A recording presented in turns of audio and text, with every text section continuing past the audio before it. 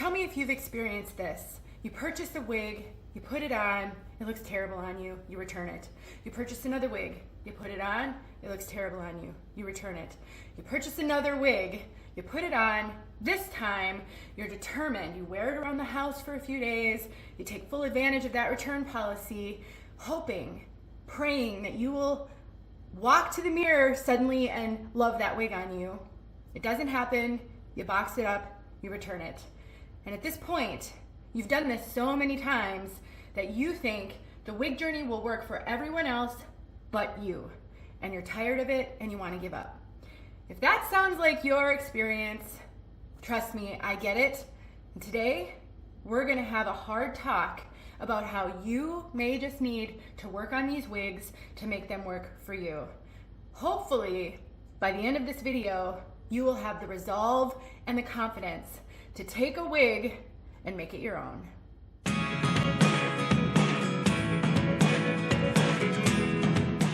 My name is Denise. I'm also known as Hey Wig Sister on Instagram and Facebook. This isn't the first video like this that I have made, and I am sure it won't be the last. I am here to help. If you are struggling with the wig journey, the first thing I need you to know is you're not alone. The second thing I need you to know is it's very normal and almost all of us go through it, including me. And the third thing I need you to know, you can do it. There are so many ways to be successful on the wig journey, and learning how to work with your wigs is going to help you so very much. And one of the best ways to get over the fear is to practice. And I normally recommend purchasing some cheap Amazon wigs. If you shop on Temu, you could purchase them from there, but cheap wigs that you can practice on so that you don't feel the fear that comes with cutting into and modifying a wig and being afraid of ruining it. If you spend $20 on a wig, consider that $20 an investment in your education. The wig I'm wearing is 𝘸𝘪𝘚 Spade in the color Sun-Kissed Almond R. I love this wig. Loved it out of the box, but there are a few things that are not perfect for me and would cause me not to wear it if I wasn't able to fix them. Luckily, I know some tricks that will help me to make this wig my own. I have quite a few videos on this topic on YouTube. I have shown how to make a wig your own a ton, and the skills I'm going to demonstrate in this video are not new. They are ones that I've shared in the past, but as we all know, repetition is what helps us get to the level of confidence and courage that we need to do the thing. And so I'm committed to making as many videos as I have to in order to help you on this journey. The things that I want to do to Spade. Number one, I want to change the part. Spade came out of the box with more of a center part. This is a fully hand-tied cap with a full monofilament top. So theoretically, you can part this anywhere, and you'll hear this in reviews. A reviewer will talk about a full monofilament top. We'll look inside the cap just briefly in a moment in case you didn't see my review, which is linked in the description if you'd like to. And so you may buy a wig, and then you'll go take your comb or whatever, and you go, oh, well, it's a mono top, so I can just change that part, right? And you'll go and you'll find your new part, you'll comb it over, and it does something like this, because it isn't as easy as just taking a comb and finding that new part. You do have to get the hair kind of to train it over in that new direction and set in that new direction. Since this is a heat-friendly wig, my favorite tool for that, and I will be using this on this wig, is a hot comb. You can use anything that you would like. Because this is heat-friendly, you can use regular hot tools on it. A hot comb is one of the easier tools, in my opinion, in resetting a new part line. But if you wanted to use a hairdryer on high and a comb, another tool that is really helpful is a clothing steamer. So if this were regular synthetic, you wouldn't use a hot tool like a hot comb, you would use a clothing steamer. I have a video showing how to use a clothing steamer to get lift in the front of a regular synthetic wig. I'll make sure that's linked below. You can use steam on heat-friendly synthetic as well. So if you already own a clothing steamer, maybe you don't want to spend the money on a hot comb. You could just use a regular comb and a clothing steamer. Another So changing the part may take a little more work than just reparting it. So expect that. Another challenge is when a wig is densely knotted and you can't really see the part line. Now, in changing that part, I can see that part line just a little bit better than I could on the center part. And so what I'm going to do is I'm going to change the part first, and then I'm going to see if I need to pluck the part line. Often I find I need to pluck the part line on some wigs because I personally like to see a defined part. If you are someone who had a lot of hair or have a lot of hair, and maybe you didn't have a really super defined part line, that may not be a priority for you, which is why I think it's not a terrible thing when manufacturers densely knot a wig, because we are all so different. And while I can pluck a part line to fix that, I can't add hair back to it if it were too wide of a part. So I think there's that balance that wig manufacturers face in creating something that will work for the widest variety of people, and things that can be fixed, such as plucking or cutting bangs or trimming bangs shorter into a wig and things like that. Now we're going to get started changing this part line, but another tool that I think is invaluable and something that every wig wearer should own is a thinning razor. So one thing I noticed on this piece is these curls over here aren't exactly uniform, and one side is a lot curlier than the other. And I've also got a few pieces that sometimes, depending on how I play with it, kind of stick out or hang down funny. A thinning razor can really help by adding in some face framing layers or trimming up wayward pieces that just stick out. I may need to use this, I may not. It really all depends on how it lays once I change that part. So the first thing I'm going to do is try to determine where I want that part to fall. And sometimes that can be tricky when the hair wants to spring back. So you can use a wide tooth comb, you can use a regular comb, a rat tail comb can be really helpful in kind of drawing that new part line down. And I tend to like to part it from the left going over to the right. And so that's where I'm going with it. So what I'm trying to do is I'm just trying to get it to lay the way I've parted it just for a moment so I can see if that seems like it's right for me. And I'm feeling pretty good about that. So the next step, a water bottle. I like to use hot tools on heat-friendly synthetics that are damp. I am not going to get this soaking wet. I'm just going to get it damp. And I'm spraying it on either side of that new part that I've created. I have a wayward strand right here that I'm going to pluck out of here. Because my goal is to just get it to lay the way that I've changed that part. The hot comb I have has a heat setting. It goes from 1, I don't know if I can even get you to see that, 1 all the way up to 20. So I'm gonna set this right in the middle at 10, and we'll see if that's enough heat. Caution, this is a wavy piece. Heat will alter a wave and a curl pattern. So I am not going to comb all the way through because I do not want to straighten this out. I am just doing this right at the top where that part is because I'm trying to redirect those fibers in this new direction. And if I comb all the way down, I am going to straighten this out. So another way that I'll do it is I'll just use the back of this as well to really kind of smooth that down.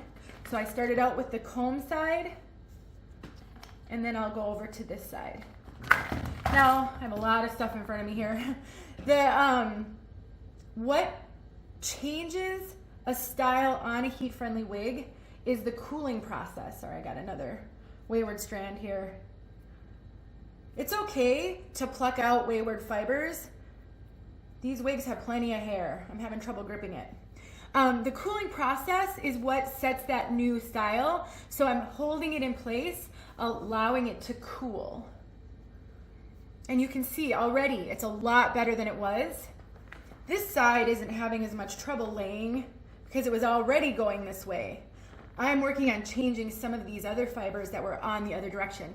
Another thing that this hot comb can help with is lift. So if you have a wig that's a face flopper and you want more lift in the front, a hot comb will really help with that, but you need to be really careful. Obviously you don't want to burn yourself, but you also don't want to melt the lace. So I kind of hold the hair away, and then I'm really careful about where I set this so I'm not touching the lace.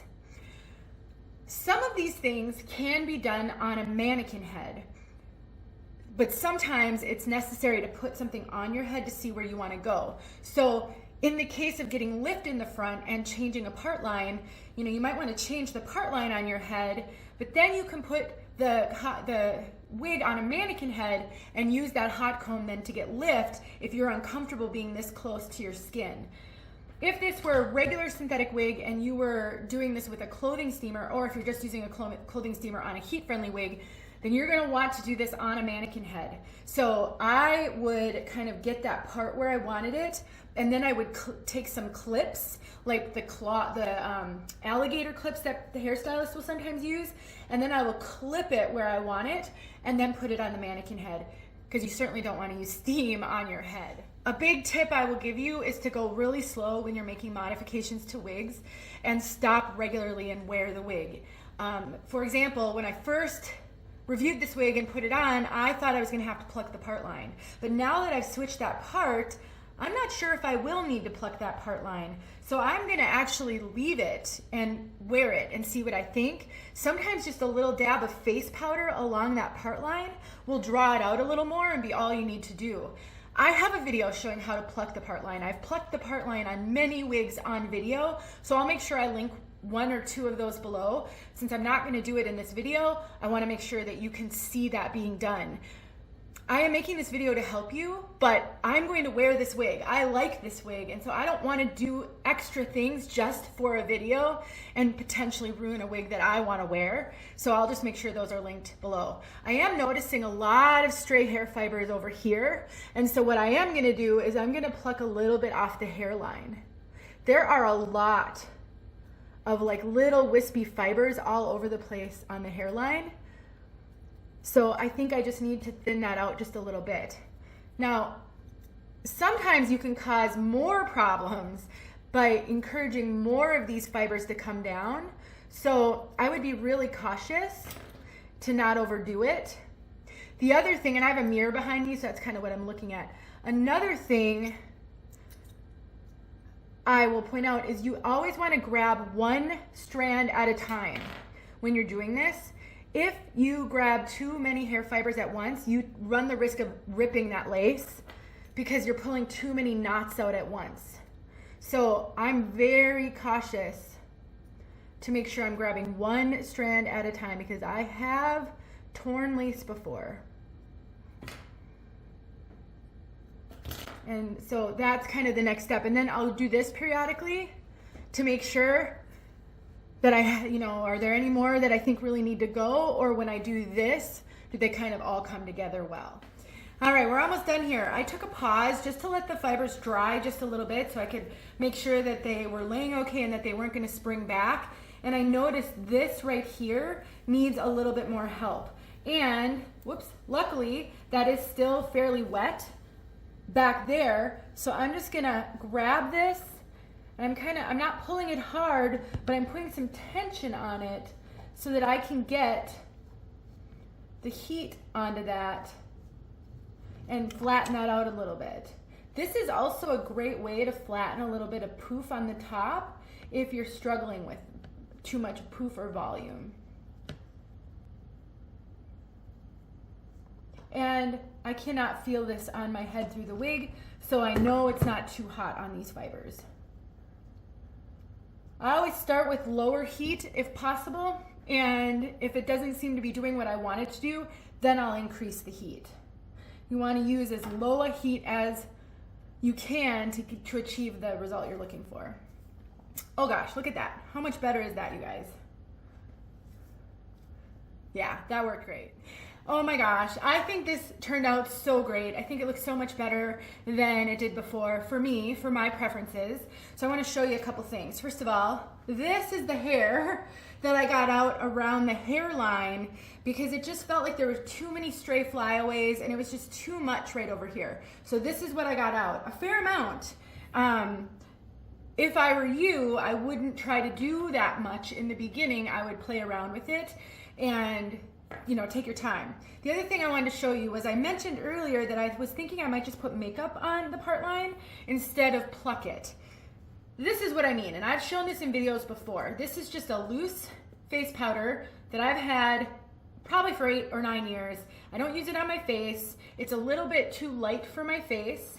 So you can use a powder that you use for your face, or you can go to the dollar store. You don't have to use a loose powder. Pressed powder works as well. I love these brushes. I'll link them below. I got them on Amazon. It was like a multi-pack with lots of different sizes. This to me is so perfect for a part line. So I'm just gonna tap some of that off.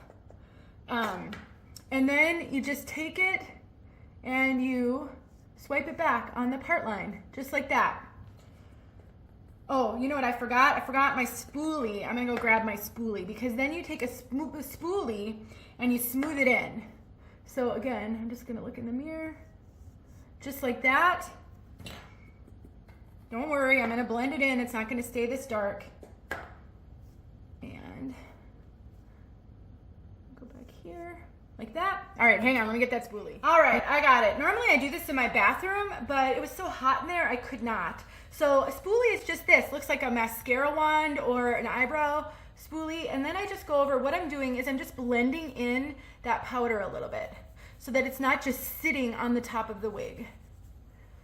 The reason why I love, and then I kind of lift it a little just to settle that. The reason I like using face powder as opposed to foundation or some sort of a liquid makeup or a cream makeup is it's not permanent. And so if you overdo it, that's okay, it will wear off over time. And so it's something that will enhance the look of the wig without changing it permanently. So let me just summarize for you guys. The reason I make these videos is because I understand the struggle. I was where you are in the very beginning, not understanding why every wig I put on my head looked terrible on me, truly. I didn't understand that we could play with our wigs, we could style our wigs, we could modify our wigs, and I was too terrified to do it. But at some point, I got tired of being disappointed. I got tired of buying all these wigs and not being able to wear them. And I would stumble across videos like these telling me how I could pluck a part line, how I could thin out a wig, how I could trim bangs. And one day I just decided, I'm gonna do it, I'm gonna try. And I don't want you suffering needlessly, looking for that needle in a haystack. I understand we maybe don't even want to have to wear wigs. Many of us come, like I always say, kicking and screaming to the wig journey, and we just wish we could have our hair back, but we don't. And so this is a really viable option if you can get your head around the difficulty and the learning that's required. With a wig like this, once I get it where I want it, and I think I'm there, I'm not gonna have to do anything more to it. Now I can wear it whenever I want, and it's done. The style is baked in. I'm not gonna have to do anything like I would have with my bio hair. So sometimes a little bit of work on the front end will get you to the point where it's easy, at least with that wig. If you have questions, please let me know. If there's videos you'd like me to make, please let me know, because I'm always looking for ideas. I'm doing this to help you, not for me.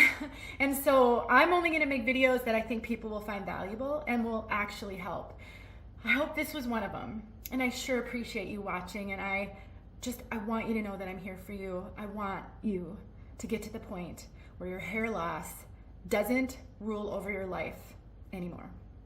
And if you don't have hair loss, I just want you to have fun. And wigs can be really fun. Thanks for watching, you guys. I'll talk to you soon.